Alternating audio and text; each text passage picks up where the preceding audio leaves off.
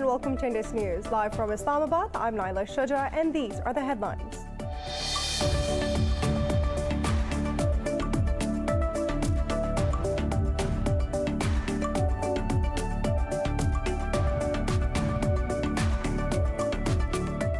The United States has imposed sanctions on Myanmar's military two generals for their role in the coup. In a statement, U.S. Treasury Department warned to further action if the military does not urgently restore democracy in the country.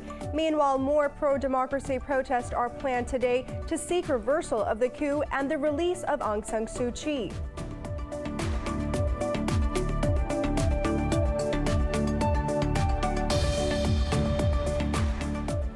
The United States says Iranian Supreme Leader Ayatollah Ali Khamenei's comment on uranium enrichment sounds like a threat. In a statement, the United States Department spokesperson reiterated U.S. willingness to engage in talks with Tehran about returning to the 2015 nuclear deal. Earlier, Khamenei said Iran might enrich uranium up to 60% purity if needed and would never yield to U.S. pressure.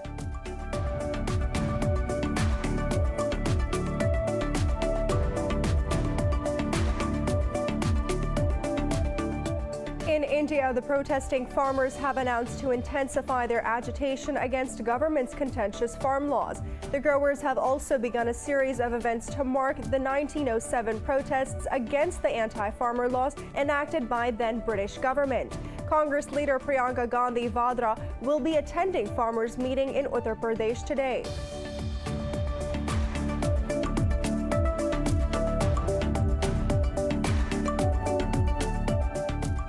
The number of COVID-19 deaths in the United States has crossed 500,000, with its caseload tops 28.1 million. President Joe Biden observed a moment of silence to commemorate the deaths. Meanwhile, Pakistan has registered over 1,000 new cases and 41 deaths overnight as its toll exceeds 12,600. Globally, the virus has claimed 2.4 million lives and infected over 111 million people so far.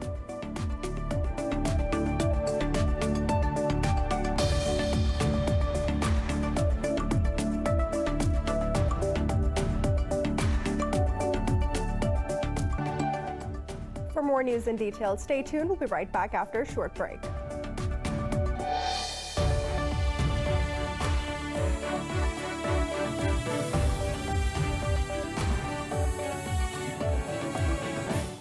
Welcome back. The United States has imposed sanctions on the Myanmar military's two generals for their role in the coup. In a statement, U.S. Treasury Department warned to further action if the military does not urgently restore democracy in the country.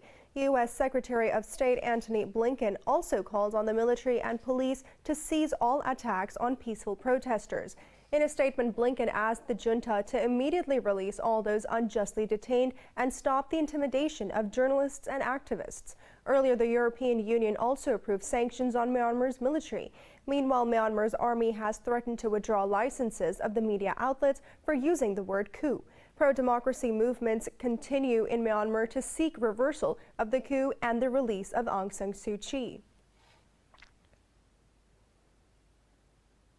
The United States says Iranian Supreme Leader Ayatollah Ali Khamenei's comment on uranium enrichment sounds like a threat.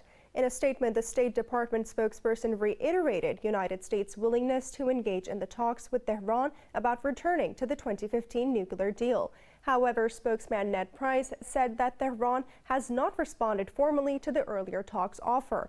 Earlier, Khamenei said Iran might enrich uranium up to 60% of purity if needed. Speaking to the Assembly of Experts, Khamenei said Iran will never yield to United States pressure over its nuclear program. This came as Iran ended the implementation of additional protocols to carry out snap inspections at nuclear sites not declared to the IAEA.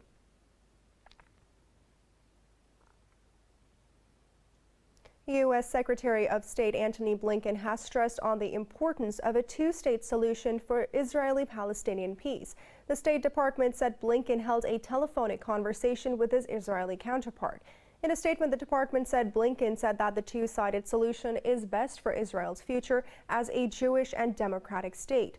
It said Blinken stressed the importance of Israel's peaceful coexistence alongside a viable and democratic Palestinian state.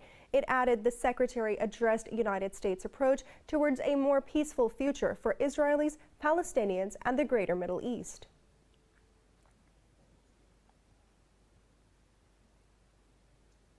In India, the protesting farmers have announced to intensify their agitation against the government's contentious farm laws. The growers have also begun a series of events to mark similar protests against the anti-farm laws by the British government in 1907.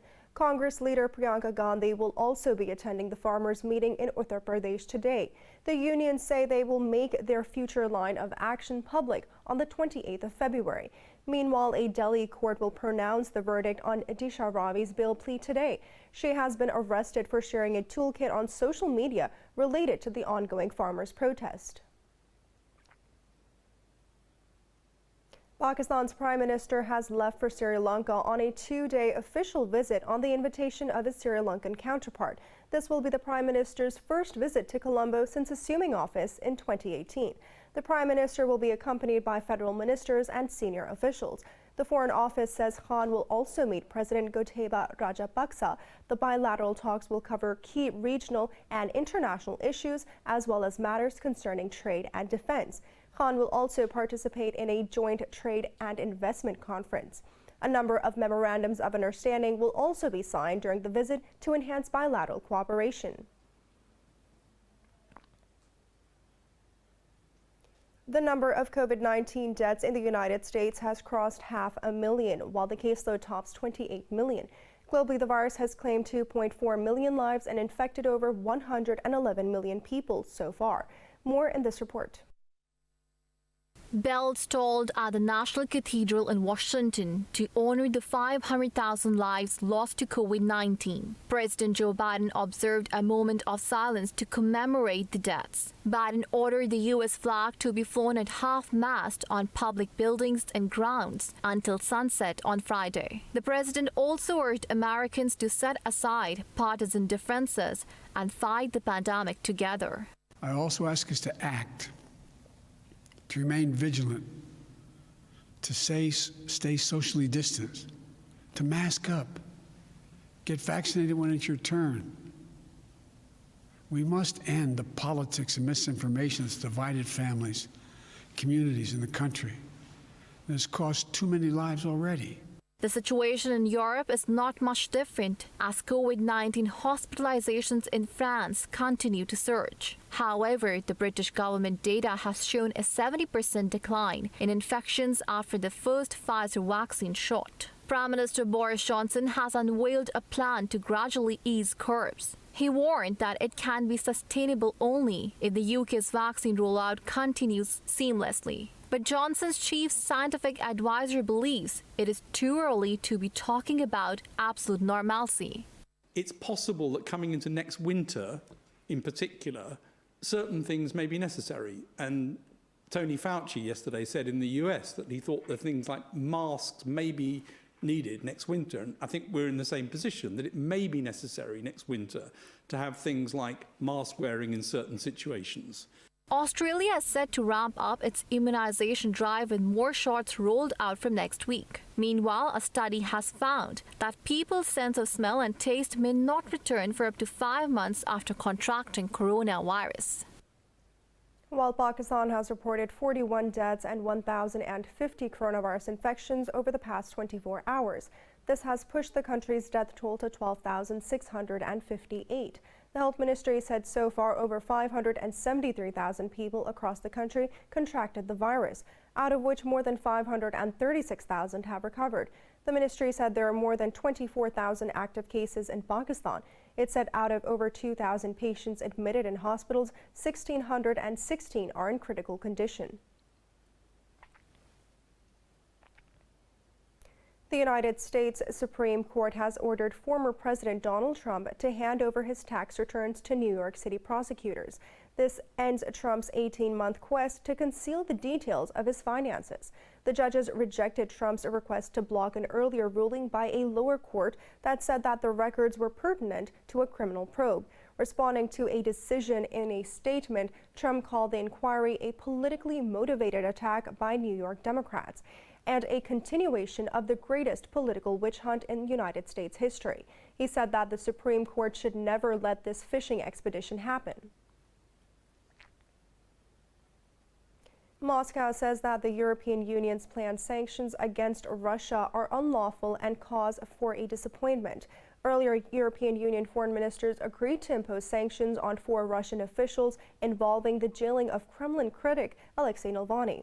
In a statement, the Russian Foreign Ministry said Brussels had missed an opportunity to change its course with regards to Moscow. It added that the European Union again instinctively has pushed the inoperative sanctions button. The ministry said that, defying logic, first a political decision is made and then it is planned to arbitrarily find candidates for it. The ministry said that it is typical that the European Union global human rights sanctions regime will be used against Russians. Belarusian leader Alexander Lukashenko has thanked President Vladimir Putin for Russia's economic support amid protests last year. The two leaders held a meeting in the southern Russian city of Sochi. Lukashenko told Putin that the money has not been wasted. Last September, Moscow provided Minsk with a $1.5 billion loan and a gesture for support for Lukashenko. The Kremlin said that at the time, the money was to be put towards refinancing previous loans. Belarus has been rocked by waves of protests since a controversial presidential election in August last year. Georgia's parliament has elected a new prime minister, Irakli Garibashvili, and the cabinet put forward. Former Premier Georgi Garahari resigned on Thursday over a court ruling to arrest the top opposition politician. 89 of the 150-seat parliament voted for Garibashvili and his cabinet. Garibashvili previously served as the prime minister between 2013 and 2015. In his address to the parliament, the newly elected prime minister ruled out the opposition's demand for a rerun of the vote. Garibashvili said that the opposition wants a violent change of a government. That is why that they are out of the constitutional framework.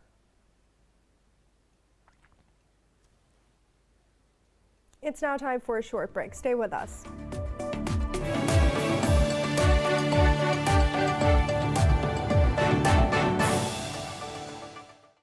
Welcome back.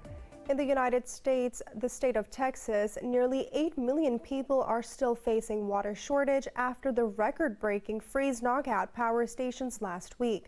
Officials say more than 1,200 public water systems reported service disruptions. They say 147 water systems and 4 wastewater treatment facilities are still non-operational. Authorities have advised people to boil water before drinking. Earlier, Texas Governor Greg Abbott joined the state and federal authorities in distributing 3.5 million bottles of water. Extreme cold weather has claimed dozens of lives and prompted a major disaster declaration for Texas. Brazil's northwestern state of Acre has declared a state emergency as torrential rains lash in the region. The rains have brought intense flooding and affected more than 120,000 people. TV footage from Acre show rain-swollen flood rivers that are flooding the streets, along with the residents going around in their boats in the floodwaters. Brazil's President Jair Bolsonaro has also visited the region on the border with Peru. More than 6,000 residents have been displaced by the flooding in Acre, which is home to about 895,000 people. The state is also grappling with outbreaks of dengue and COVID-19. NASA has released a video captured by Mars rover Perseverance during its landing on the surface of the red planet.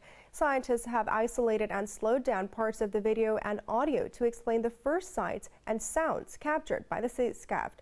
More about the red planet in this report.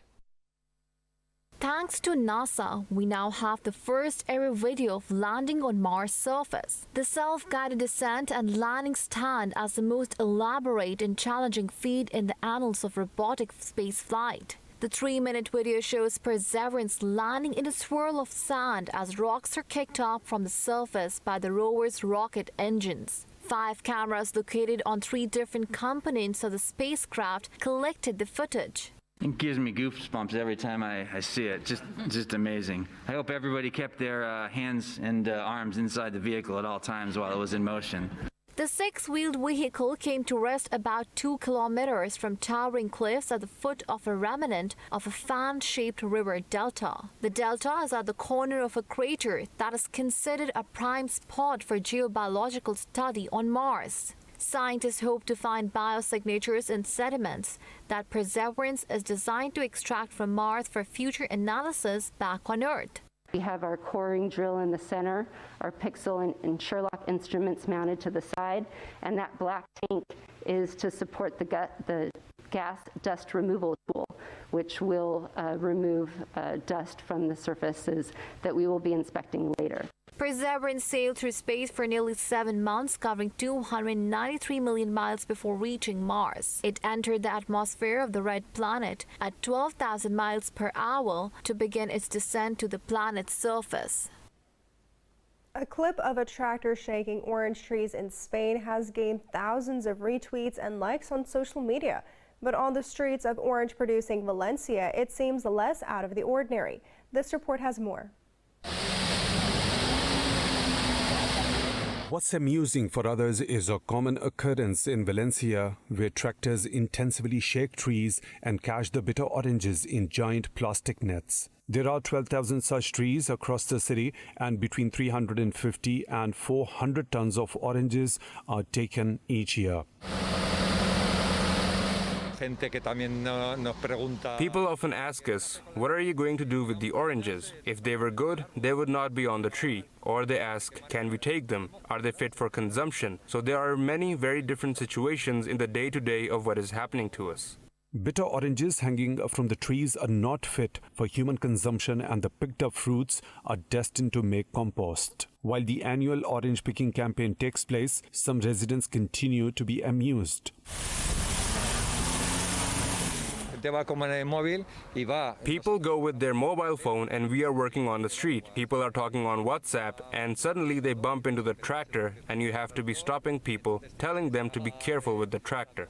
One member of the pickup brigade, Vicente Jimenez, is not surprised by people's confusion, but says they need to look where they are going and avoid bumping into the tractors.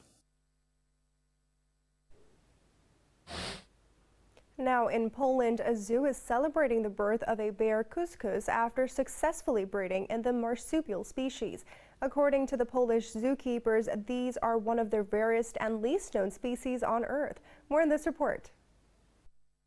The birth of the bear cuscus was a huge success, which has confirmed that the species could be saved from extinction. Bear cuscus, native to the Indonesian island of Sulawesi, have dark fur, sharp claws, and a prehensile tail. The bear cuscus is the fourth baby the zoo has bred and currently has 2 adult bear cuscus called Duza and Garrett. At the moment, we have a couple of these bears. This is male called Garrett, he's the darker one, and a female called Duza, she's a little bit lighter. Plus you can see a tiny little tail sticking out here, and that's a tiny baby. It's the 4th one born at our zoological garden. The bear cuscus, whose sex is yet to be confirmed, was born last July and has had to survive in the mother's pouch. Months later, it began to leave the pouch and was seen last week holding onto its mother's back at the zoo's indoor enclosure. The International Union for Conservation of Nature has described the animals as vulnerable. Unfortunately, we don't know much about them. We don't know how many of them are alive. We know one thing, it is a very endangered animal. They are slow, they don't hide, they live on exposed tree branches. It is the only cuscus species that is active during the day. The others have nocturnal lifestyle, that much we already know. Currently, only 14 bear cuscus live in captivity in 4 zoos across the globe, most of them kept away from the public eye.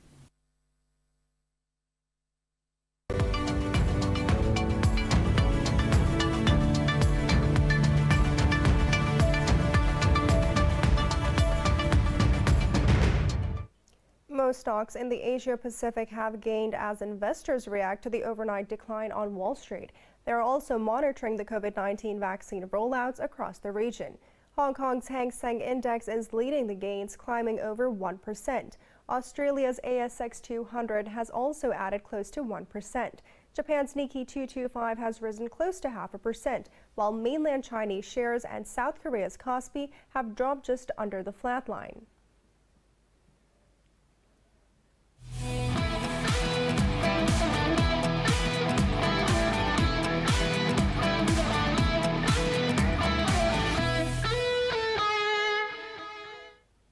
In the Pakistan Super League, Peshawar Zalmi will face Multan Sultans today at the National Stadium in Karachi. Both teams are equally balanced and are aiming to register their maiden win in the contest. The toss will be crucial as the conditions at the National Stadium have so far favored the chasing side. Earlier, Fakhr Zaman and Mohammad Hafiz led Lahore Qalandars to a thumping 9-wicket win over Quetta Gladiators. Half-centuries by both top-order batsmen helped Qalandars reach the target with 10 balls to spare. Zaman was declared player of the match for his stellar knockout of 82 runs. In football, Cristiano Ronaldo's brace has helped Juventus cruise past Crotone 3-0 in their Serie A encounter. Juventus have now ascended to the third place in the standings with 45 points, 8 behind the leaders Inter Milan. Ronaldo returned home to an Alexander Sandro cross in the 35th minute to drive Andrea Pirlo's side into the lead. He then capitalized with a bullet header, marking his 70th Serie A goal in just over 2.5 years. Weston McKennie added a third goal from a close range in the 66th minute to seal the win for Juventus. Crotone remain rooted to the foot of the table with just 12 points from 23 games.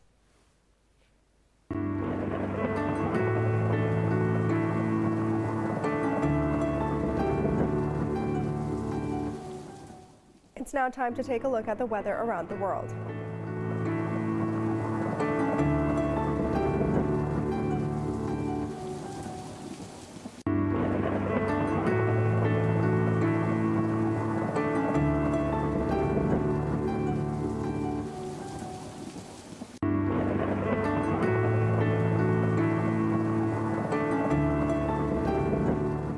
For the latest news updates, you can follow us on our social media at Indus.News.